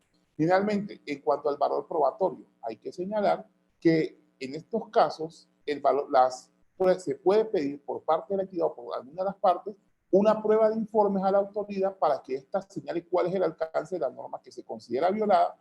Ese concepto, por supuesto, es un concepto que debe ser tomado como una prueba más, y existe un caso como el caso de la DIAN en 2017 por la violación de una norma tributaria en la cual conllevó a que se presentara un acto de competencia general precisamente por dicha violación. Muchas gracias.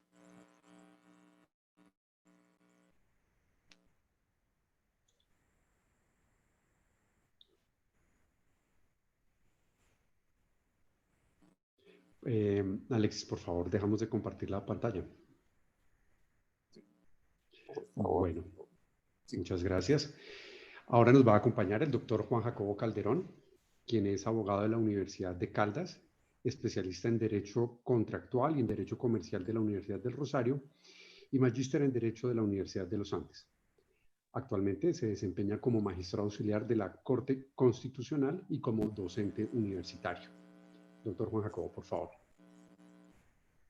Muy buenas noches para todos, a los colegas, al doctor Perilla por la invitación, al doctor Francisco Boada, en fin. Yo, digamos, tratando de pensar cómo presentar el asunto relacionado con si existe algo así como una definición definitiva de qué es función administrativa y qué es función jurisdiccional desde el punto de vista constitucional, finalmente me planteé algo así como la siguiente pregunta, y es esta. ¿Existen criterios constitucionales precisos para definir la naturaleza judicial o administrativa de una competencia para resolver una determinada materia? ¿Es posible encontrarlos en la Constitución o en la jurisprudencia constitucional? Y creo que esta pregunta, como muchas otras de derecho constitucional, en donde seguramente se espera mayor grado de certidumbre, en fin, es una de esas preguntas donde evidentemente la Constitución dejó muy abierta la cuestión. Digamos, la pregunta en sí misma, las expresiones utilizadas en sí misma revisten ciertos grados de ambigüedad y vaguedad que hacen difícil la respuesta. Entonces, lo primero que yo quisiera decir es que, primero, no existen criterios definitivos para resolver el asunto. Y segundo, hay un problema interpretativo adicional, y es la vaguedad y la ambigüedad de la pregunta en sí misma considerada, y es si es posible delimitar con claridad qué es función administrativa y qué es función judicial. Los manuales de texto suelen decir que la función jurisdiccional es aquella en la que un tercero imparcial resuelve una controversia entre sujetos que reclaman a partir de derechos subjetivos reconocidos por el ordenamiento, y que la labor administrativa o la función administrativa consiste fundamentalmente en labores de ejecución de la ley desarrollada específicamente por la rama ejecutiva. Esas son como las definiciones tradicionales que incluso en varias decisiones de la Corte Constitucional aparecen mencionadas. Las vamos a dejar por ahora un momento, porque quisiera tratar de señalar lo siguiente. Voy a tratar de dar alguna idea sobre qué definió la Constitución y qué no definió. Y lo primero que yo diría es, la Constitución se preocupó más por definir qué debía ser definitivamente judicial que por definir qué debía ser definitivamente administrativo o qué no debía ser definitivamente judicial. Su obsesión cuando uno lee el texto de la Constitución es qué debe ser definitivamente judicial, no qué debe ser definitivamente administrativo, ni qué no debe ser definitivamente judicial. Y entonces, por ejemplo, ¿qué definió acerca de, y esta es como la zona de certeza en esta materia? Entonces dijo, es definitivamente judicial cualquier restricción a la libertad personal, ¿cierto? Y eso está establecido en los artículos, por ejemplo, 28 y 30 de la Constitución. ¿Qué es definitivamente judicial? Cualquier instrucción de sumarios y juzgamiento de delitos, ¿cierto? Y eso está establecido en el artículo 116. ¿Qué es parcialmente judicial? Digamos, ¿qué es más o menos judicial? La expropiación, ¿cierto? La expropiación en el artículo 58. Esa es una materia evidentemente judicial, por lo menos la que se aplica por regla general. ¿Qué más es definitivamente judicial? La interceptación o registro de correspondencia o de comunicaciones privadas. Esa es una materia definitivamente judicial. O, por ejemplo, la suspensión de la personería jurídica de sindicatos en el artículo 39 de la Constitución. O la suspensión de la ciudadanía en el artículo por allá 98 de la Carta. O uno podría decir también aquellas funciones asignadas específicamente a órganos de justicia reconocidos en la Constitución. Me refiero, por ejemplo, a funciones como las de los tribunales administrativos en el control de normas territoriales o a las funciones de la Corte Suprema de Justicia, del Consejo de Estado y de la Corte Constitucional. Entonces, parece ser que la Constitución, por lo menos, estableció que eso es definitivamente judicial. El problema es que no definió aquello que definitivamente tiene que ser administrativo. Cuando utilizo la expresión definitiva, me refiero a que es imposible que el legislador pretenda establecer que estas tareas tienen una naturaleza administrativa, ¿cierto?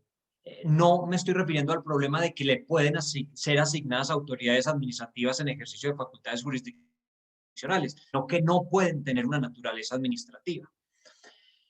Bueno, entonces en ese contexto uno teniendo como el marco un extremo claro, digamos la revisión de la jurisprudencia le permite a uno identificar que este problema se ha suscitado, por ejemplo, cuando la Corte ha tenido que revisar la naturaleza de la actividad de los inspectores de policía, por ejemplo, o cuando le ha correspondido revisar la naturaleza de las funciones disciplinarias o bien del Consejo Superior de la Judicatura o bien de la Procuraduría General de la Nación. Esos han sido, digamos, escenarios en los que la Corte se ha ocupado particularmente por intentar definir o delimitar qué es una función qué es una función judicial o qué es una función administrativa.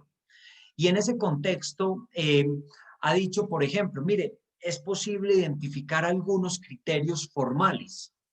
Y cuando uno revisa esos criterios formales, uno se da cuenta que la Corte no está tanto definiendo cuándo una materia es judicial o administrativa, sino que está definiendo otras cosas. Por ejemplo, dice la Corte, es jurisdiccional aquella materia que es definida por una autoridad a la que se le atribuyen como 4 características. Es una autoridad predeterminada, es una autoridad autónoma, es una autoridad independiente y es una autoridad prima facie inamovible. Si se cumplen esas condiciones, quien está ejerciendo la actividad, digamos, se presupone que es una actividad jurisdiccional. Pero eso no define la materia, sino que define como un presupuesto. Si alguien va a ejercer actividad judicial, tiene que estar protegido por estas 4 garantías. Garantías de estar predeterminado, garantía de autonomía, garantía de independencia y garantía de inamovibilidad. Y a veces la Corte dice, no, otro criterio que podría utilizarse para distinguir entre una y otra es los efectos de la decisión. Entonces, si es una materia judicial, los efectos de la decisión consisten en que la decisión hace tránsito a cosa juzgada y entonces es inmodificable una vez son agotados los recursos correspondientes. Por el contrario, las decisiones, las materias administrativas y las decisiones que se toman sobre ellas son fundamentalmente modificables, revocables, revisables por la propia autoridad. Pero si uno revisa eso en detalle, se dará cuenta que ahí la Corte no está definiendo en el fondo qué es una materia judicial, qué es una materia administrativa, sino cuáles son los efectos derivados de que algo sea judicial o administrativa. Entonces, los criterios formales, que además generalmente son invocados por la Corte con mucha fuerza en casos de estos, en verdad no resuelven definitivamente el problema. Que a uno le digan que a uno le digan que algo es judicial porque quien toma la decisión tiene estas características o porque su decisión tiene estos efectos, no le dicen nada en principio definitivo sobre la materia judicial. Entonces, estos criterios formales son útiles sobre todo cuando la Corte se ha ocupado de revisar legislaciones específicas, ¿cierto? Y entonces la Corte, por ejemplo, es una regulación que dice, y las decisiones de esta autoridad hacen tránsito a cosa juzgada. Entonces, ese es un criterio que sirve para que la Corte diga, el legislador quiso o calificó esta actividad como una actividad judicial, pero eso en verdad no está diciendo nada sobre lo que considera la Constitución como judicial o administrativo. Entonces, acudiendo a los criterios materiales, algunos de los cuales sugería el doctor Perilla cuando arrancaba el foro y leyendo, digamos, sentencias. Hay sentencias, digamos, muy importantes sobre este asunto. Por ejemplo, la sentencia C-1038 del 2002. Es una sentencia que trató de definir eso y que ha sido reiterada en decisiones posteriores de la Corte. Uno podría decir algo como lo siguiente, pero eso va a estar lleno de problemas. Lo primero que uno podría decir es algo así como, es judicial aquel asunto o aquella materia, digamos, o aquella función que tiene por objeto únicamente resolver controversias entre sujetos directamente enfrentados sobre la base de derechos subjetivos, ¿cierto? Es decir, la idea de derecho subjetivo, la idea de controversia parece marcar esta definición de función judicial. Derecho subjetivo, ¿cierto? Y controversia, digamos, conflicto de intereses. Conflicto de intereses jurídicamente protegidos, ¿cierto? Bueno, entonces esta sería una primera alternativa de esto es función judicial. Ahora, uno podría pensar en la función administrativa. Y entonces uno podría decir, siguiendo lo que también ha dicho la Corte, que la función administrativa es aquella que no se ocupa de resolver controversias específicas entre sujetos sobre la base de derechos subjetivos, sino que se ocupa fundamentalmente de labores, como lo mencionaba hace un rato, de labores de ejecución asignadas a la rama judicial. Bueno, si uno mira estos dos extremos, o estas dos posibilidades, uno empieza a encontrar dificultades. Por ejemplo, la primera, hay una actividad que uno claramente dice que es jurisdiccional. Lo voy a plantear desde la perspectiva de lo que hace, por ejemplo, la jurisdicción constitucional. Resolver acciones de tutela. Entonces uno dice, esta es una típica actividad jurisdiccional. Entonces, ¿de qué debería ocuparse la Corte? De resolver una controversia entre particulares sobre la base de derechos subjetivos. Pero con este criterio uno no tendría cómo explicar las denominadas sentencias estructurales, ¿cierto? Es decir, sentencias de tutela que imparten órdenes a todas las autoridades, a muchas autoridades del Estado para ajustar, por ejemplo, políticas públicas a corto, a mediano y a largo plazo. Piensen ustedes, por ejemplo, las sentencias T025 del 2004 en materia de estado de cosas inconstitucional de desplazamiento forzado, o la sentencia T760 sobre el sistema de salud, o las sentencias famosas en materia de cárceles, ¿cierto? Que han tomado decisiones estructurales. O por ejemplo, yo pensaba en este ejemplo que es obvio, pero lo voy a señalar, y es el control abstracto de constitucionalidad, ¿cierto? La acción pública de inconstitucionalidad. Ahí no hay una controversia entre sujetos, no hay una controversia entre partes, ¿cierto? Sino que es una actividad típicamente judicial, porque así se ha caracterizado siempre, ¿cierto? Que tiene unas características, pero que no se ocupa de resolver controversias entre sujetos. O piensen ustedes, ya imaginándose otra cosa, lo que hace un juez cuando aplica la excepción de inconstitucionalidad en un proceso ordinario. Que bien, que es perfectamente posible. ¿Qué está haciendo? Probablemente está juzgando la constitucionalidad, ¿cierto? Esto es una expresión del control de constitucionalidad difuso, está juzgando la constitucionalidad de esa disposición en este caso. Y a veces lo hacen con pretensiones de generalidad muy fuertes, ¿cierto? Y dicen, esto no se aplica porque viola claramente, no por las circunstancias del caso, sino porque viola claramente tal artículo de la Constitución. Entonces creo que esa perspectiva, digamos, si uno utiliza ese criterio, digamos, inmediatamente se enfrenta a un problema. Y si utiliza el otro criterio, pues ustedes tienen mejores ejemplos que yo, tiene el mismo problema. Uno no tendría cómo explicar que sean facultades típicamente administrativas las que resuelven, por ejemplo, cuestiones sobre prácticas restrictivas de la libre competencia por acuerdo de precios, ¿cierto? O por distribución de mercados. Es evidente que aunque en ese caso la superintendencia, por ejemplo, cumple funciones que estamos de acuerdo en calificar como administrativas, ¿cierto? Está resolviendo también cuestiones o problemas planteados a partir de intereses contrapuestos, ¿cierto? Entonces, de hecho, ¿quiénes presentan las quejas? ¿Quiénes solicitan las investigaciones? Esto, pues, hay intereses evidentemente en juego. Dicho esto, seguramente es muy insatisfactorio, porque uno diría, no, pero pues como el derecho constitucional no ofrece. Pues sí, mi opinión, seguramente hay otras personas que creen algo diferente, es que la Constitución resuelve definitivamente algunas cosas que son judiciales, pero deja un margen de acción amplísimo para determinar el resto de cosas. Es decir, otras cosas que son judiciales y otras cosas que son administrativas.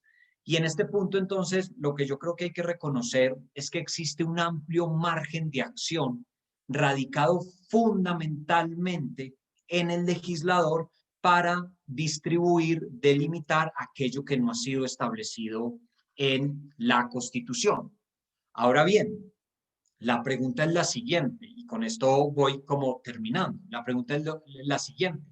¿Tiene límites el legislador para hacer eso? ¿O es completamente libre? Puede decir, es natural, tiene naturaleza jurisdiccional, voy a poner un ejemplo, tiene naturaleza administrativa resolver la controversia sobre la cesantía mercantil en un contrato de agencia, ¿cierto? Entonces, tiene naturaleza judicial el ejercicio de una actividad de inspección en los términos del artículo 189. Entonces, pensando en esto y también de manera muy general, yo creo lo siguiente. Yo creo que hay un límite constitucional inicial y es que el legislador es destinatario de una prohibición de vaciar de contenido las funciones de inspección, vigilancia y control asignadas a ciertas autoridades administrativas. Es decir, la regulación de una función, como judicial no puede tener como efecto, digamos, eliminar Por eso utilizaba la expresión vaciar, que es utilizada, que es empleada en la jurisprudencia, vaciar el contenido de las funciones de inspección, vigilancia y control.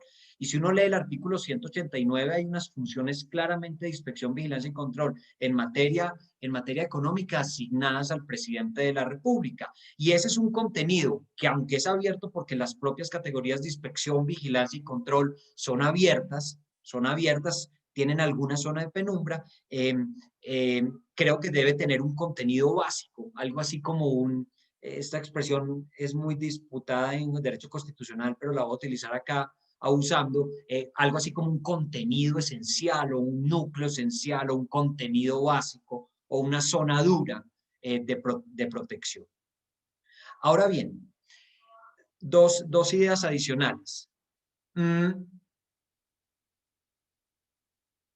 Creo yo estuve pensando mucho en esto y es cuando la Corte ha resuelto casos sobre la asignación de competencias jurisdiccionales a las superintendencias financieras, ha dicho que uno de los criterios constitucionales que debe tener en cuenta el legislador para esto es el deber de atender el mandato de asignación eficiente de competencia.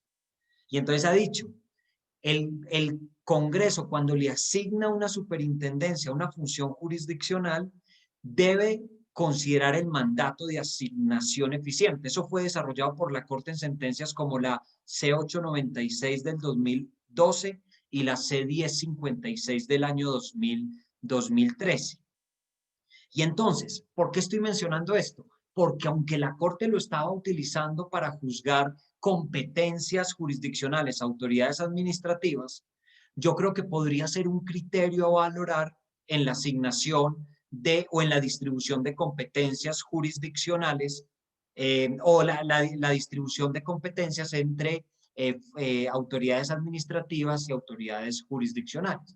Y entonces yo creo, y un poco dentro en la base de las preguntas que nos hacía Carlos, creo que está esto, y es, probablemente desde la perspectiva constitucional está prohibido asignar como función jurisdiccional una tarea cuando la autoridad jurisdiccional no la puede ejercer eficientemente, es decir, de manera idónea o adecuada.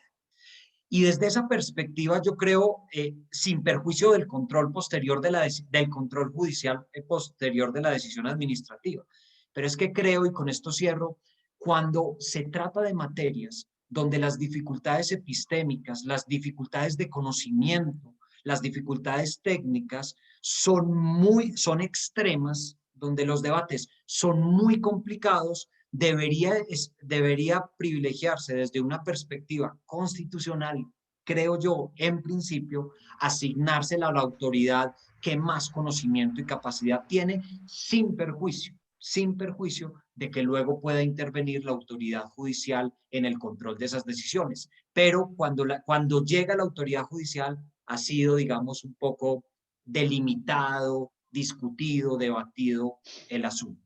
Entonces, esto pues, Carlos, doctor Perilla, esto es muy genérico, pero es difícil encontrar en la jurisprudencia algo más seguro. No, pues muchas gracias, doctor Calderón.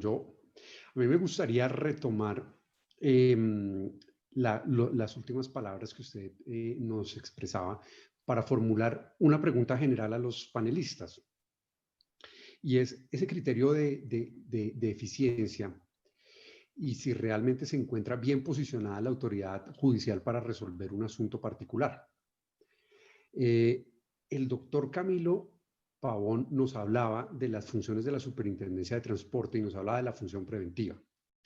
Y entonces uno así se pregunta, mire, realmente es muy buena esa función preventiva en la cual la autoridad educa e instruye y no simplemente llega a sancionar.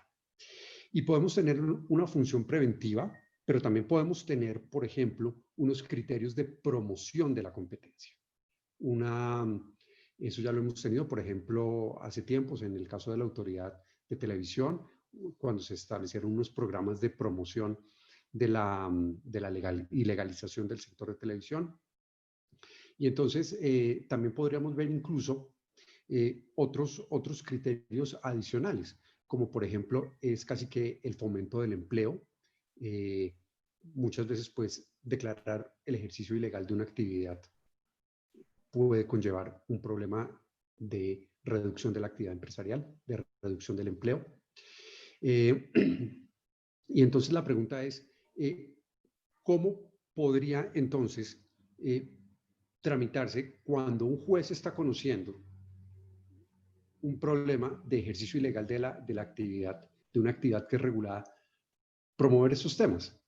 Decirle, mire, si bien en el test que tiene que aplicar el juez no están, ¿cómo hacer previsibles esos criterios? Por ejemplo, señor juez, no declare la actividad ilegal, sino más bien tenga en cuenta un criterio de promoción de la competencia, un criterio de formalización, un criterio preventivo. ¿Eso sería posible? ¿Ustedes qué opinan? No sé si empezamos en el mismo orden, por favor. Perfecto.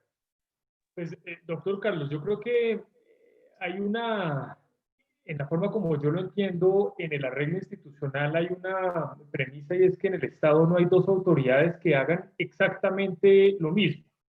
Entonces, en la medida en que no hay dos autoridades que estén haciendo exactamente lo mismo, es muy probable que los criterios y el trasfondo que va a tener en cuenta sea diferente. Le pongo un ejemplo para ir en línea además con lo que mencionaba el doctor Pereira. Una conducta que puede ser revisada vía administrativa por una autoridad sectorial especializada que tiene como misión generar un mayor grado de cumplimiento de la ley a través de las distintas facultades que se le otorga por el legislador, no es igual, no funciona igual, ni siquiera desde el punto de vista procesal, que cuando lo inician en una autoridad que tenga funciones jurisdiccionales, un juez de la República. Entonces, ¿por qué no? Porque en uno usted tiene una justicia que es rogada, en la otra usted tiene una actividad de policía que puede iniciar de oficio. En la justicia rogada, además, usted tiene que respetar la congruencia entre lo que le piden y lo que se efectúa, etcétera. En la sede administrativa, normalmente hay un mayor espacio, ya sea en averiguación preliminar o en las funciones preventivas, para buscar el mejor camino para lograr ese cumplimiento de la ley.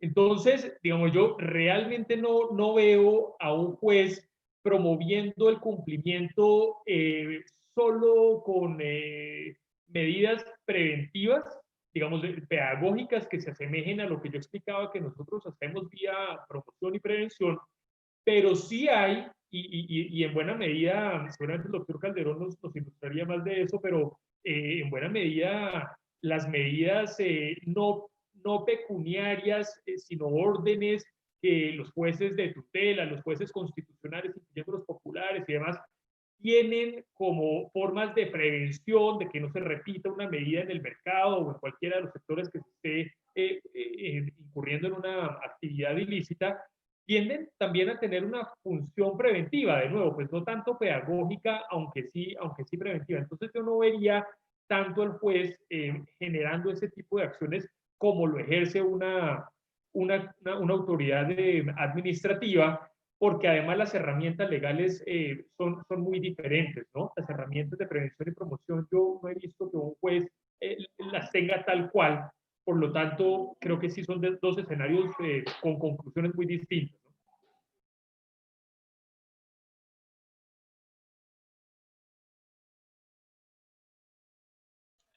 Natalie, tu opinión, por favor. Ya, estaba con el micrófono cerrado. A ver, yo estoy muy en línea de la premisa del doctor Camilo, y es: la justicia es rogada, y en ese sentido está asociado al principio de congruencia, o sea, que debe regir, es el eje central, o uno de los ejes centrales de un proceso judicial, que se aterriza precisamente en que el juez va a pronunciarse frente a las pretensiones que le haya planteado el demandante en su demanda. Y en esa medida, ya de entrada, uno diría, difícilmente el juez podría extraerse esas pretensiones para ordenar una medida preventiva como puede verse claramente en el ejercicio de la función administrativa. No obstante, como todos nuestros marcos jurídicos, hay excepciones, y una de esas excepciones está en materia de consumidor, que es un fallo que expresamente la 1480 en ejercicio jurisdiccional establece que la sentencia de protección puede ser ultra y extra petita, que si de pronto entrar más allá ha sido debatido y evaluado, pero es una premisa en que de pronto en ese ultra y extra petita el juez puede salirse de ese principio de congruencia general que aplica a un proceso judicial. Entonces sería uno de aquellos temas en los cuales creo que podría tomar el juez una medida de la pretensión de su demandante, pero adicionalmente siendo ultrapetita o extrapetita, llevar a tomar una medida preventiva, y más en un tema de consumidor donde está un interés público inmerso a pesar de ser un conflicto entre particulares. Bueno. Otras excepciones preventivas estaría la acción colectiva de la acción popular, que es de las que hablábamos, en las cuales tiene hecho como fin evitar que pase, que no busca restablecer el daño, sino evitar que pase el daño. Eso va mucho en un tema ambiental. Entonces, ahí podría llegar a estar una excepción. Y en materia de competencia desleal está la acción declarativa o la acción preventiva. Pero es ahí quien el demandante elige no que se vaya a declarar la conducta y consecuencia una indemnización, sino que que prevenga más bien, que el juez intervenga para que no se dé ese acto de competencia leal que potencialmente puede generar un daño. Entonces yo diría, en principio no, con unas excepciones, que son las 3 que se me vienen, podrían haber otras, pero en principio esas serían como las excepciones que dirían expresamente por ley de reserva legal de entrada. Diría yo, las excepciones tienen que tener una reserva legal. Alexis, en un juicio de competencia desleal, ¿usted cómo vería una defensa de esas? Yo estoy en un plan de formalización ante la superintendencia de mi sector. Bueno, pues yo creo que aquí hay que decir algo claro, y es que cuando se trata de un juicio de competencia desleal, efectivamente, como la doctora Nathalie lo señalaba, existen 2 tipos de acciones, la preventiva y la declarativa. Ahora, yo creo que ese tipo de defensas de estoy en un plan de formalización no es de recibo específicamente en una acción declarativa y de condena. Y hay una razón básica, porque yo puedo estar desde el punto de vista administrativo en un plan de mejoramiento, en un plan de adecuación, pero eso no exonera desde ningún punto de vista el hecho de que yo estoy infringiendo una norma.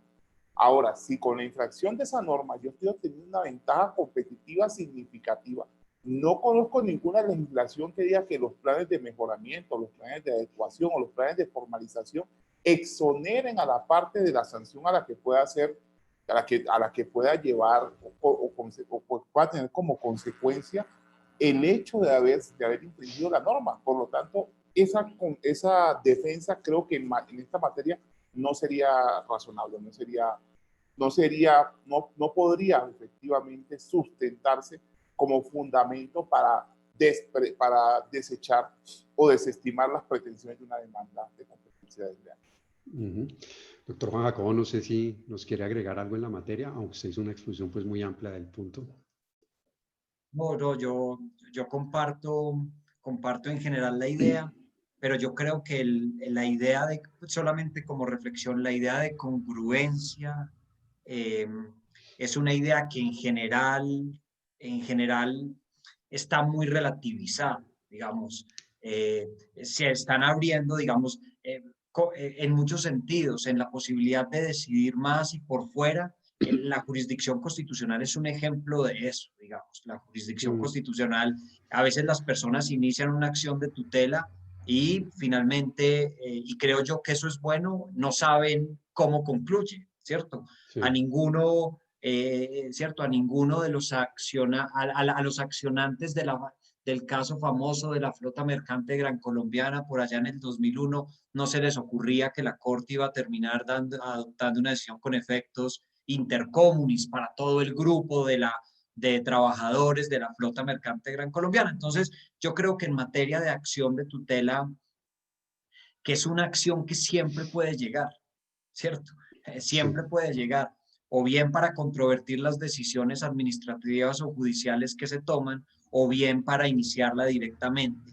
cuando se cumplen los requisitos para ello. Entonces, esa, digamos, también hay que calcularla ahí en los riesgos, en esta, los riesgos entre comillas en esta materia. Ok, bueno, muchas gracias. Yo creo que por aquí paramos con las preguntas que habíamos planeado y me gustaría una pregunta muy particular para el doctor Juan Jacobo que nos han hecho aquí, y es el tema de la independencia de los funcionarios que en autoridades administrativas ejercen funciones, particularmente en el caso de la Superintendencia de Sociedades, con las funciones en materia de captación ilegal. Ese es un tema que se ha debatido mucho. La pregunta que yo creo que la podemos reformular un poco es, nosotros podemos hablar de independencia de un funcionario judicial que pertenece a una autoridad administrativa, cuando responde a una estructura administrativa donde hay claramente pues, unos lineamientos y unos funcionarios que toman unas decisiones de política? La respuesta que yo en principio pensaría es sí, porque la Corte, digamos, la jurisprudencia constitucional ha dicho que sí, digamos, que es posible pensar en la coexistencia de ejercicio de funciones jurisdiccionales y administrativas en una misma entidad, Incluso voy a señalar lo siguiente, que no está directamente relacionado con el punto de la superintendencia, pero incluso en temas tan delicados como las funciones de la Fiscalía General de la Nación, ¿cierto? Donde concurren funciones administrativas y funciones jurisdiccionales a cargo de esta entidad, fiscales que están organizados jerárquicamente, pero que también ejercen algunas funciones jurisdiccionales, la Corte lo ha reconocido. El punto es cómo se hace, y yo creo que la Corte ha ido decantando eso, digamos, con cierto cuidado. Las sentencias que les mencionaba ahorita, la C896 y la C1056, que son quizás algunas de las más recientes que se han ocupado de eso a raíz de asignaciones de competencias al Ministerio de Justicia y del Derecho, unas asignaciones genéricas de competencias en todas las materias. La Corte señaló que bajo la condición de que pudiera garantizarse separación de actividades, digamos, de las actividades administrativas y las actividades jurisdiccionales, ello sería posible. Y muchas de estas disposiciones que asignan estas funciones, ustedes lo saben, han sido condicionadas en ese sentido. Eso indudablemente, si a uno le preguntan desde el punto de vista práctico, eso funciona. Yo en este momento probablemente me sentiría en la incapacidad de decirlo, ¿cierto? Porque uno no sabe qué pasa por la cabeza de un funcionario de la Superintendencia de Sociedades o de Industria y Comercio que está ejerciendo funciones jurisdiccionales, pero el superintendente conoce la opinión del superintendente. Bueno, yo no sabría dar una respuesta específica, pero al menos en abstracto, la Corte Constitucional ha señalado que sobre la base de que sea posible realizar esa separación de manera razonable, eso digamos, es factible. Ahora, si uno señala que no, pues estaría afectando gravemente el artículo 116, porque el 116 reconoce esa autorización. Si uno dice no es posible, entonces el 116 pierde fuerza, porque allí mismo se autoriza la asignación de esas facultades. Sí. Bueno, yo creo que hemos tenido unas exposiciones muy importantes y un debate igualmente muy fructífero. Entonces, creo que aquí terminamos este panel del día de hoy y les agradezco a todos ustedes por la preparación y por sus intervenciones. Muchas gracias. Muchas gracias, doctor Carlos. Cordial saludo para todos. Muchas gracias nuevamente. Francisco, muchas Saludos gracias. para todos. Mil gracias. Es un placer. Es un placer tenerlos, haberlos tenido acá. Sus ilustraciones, su experiencia nos ha aportado muchísimo. Al señor superintendente, muchas gracias. Esos aportes, como decía Carlos, había muchas funciones que no conocíamos que desarrollaba la superintendencia. A la doctora Natalie, mil gracias, muy amable. doctor Perea, muchísimas gracias. Al doctor Juan Jacobo, siempre cercano a este colegio de abogados, muchísimas gracias por siempre su colaboración y por toda la ilustración que nos ha dado desde el punto de vista constitucional. De manera que pues cerramos de esta manera el evento. Doctor Carlos Perilla, le agradecemos por su moderación, coordinación y también por su apoyo en los distintos eventos que hemos tenido en este año, desde la perspectiva, por supuesto, del derecho de la competencia, desde la perspectiva que, pues, por supuesto, interesa en este día, pero como el Colegio de Abogados es una asociación en donde abarcamos todas las áreas del derecho, los invitamos también a que nos sigan acompañando. Y olvidé tal vez al inicio decirles de nuestra próxima tertulia, que por supuesto tendrá lugar con el doctor Luis Guillermo Guerrero, ex magistrado de la Corte Constitucional.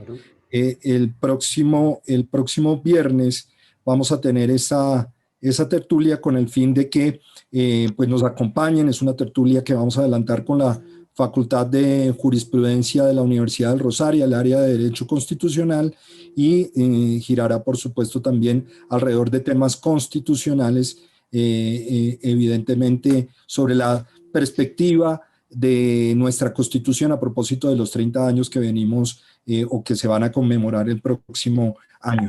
También el Colegio de Abogados Rosaristas se está preparando para el próximo año una edición especial en donde haremos énfasis en el proceso constituyente.